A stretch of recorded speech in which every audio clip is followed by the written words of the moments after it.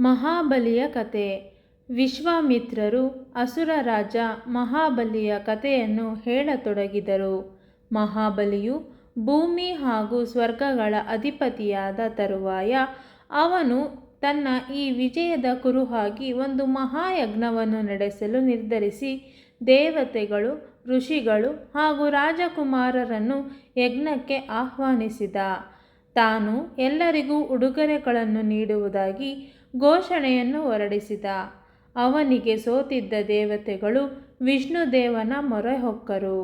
ವಿಷ್ಣುವು ಯಜ್ಞ ಸಮಾರಂಭಕ್ಕೆ ಪುಟ್ಟ ಆಕೃತಿಯ ವಾಮನ ರೂಪದಲ್ಲಿ ಒಬ್ಬ ಬ್ರಾಹ್ಮಣ ವಟುವಾಗಿ ಆಗಮಿಸಿದ.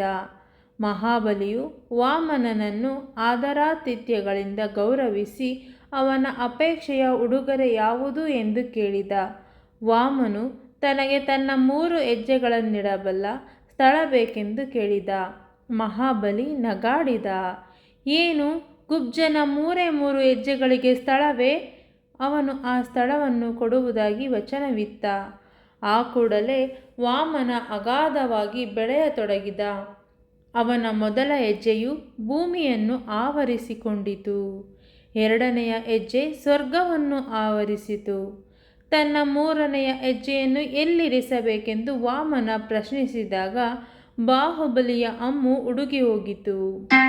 ಅವನು ವಿಷ್ಣುದೇವನ 3ನೆಯ ಹೆಜ್ಜೆಗಾಗಿ ತನ್ನ ತಲೆಯನ್ನೇ ಒಡ್ಡಿದ.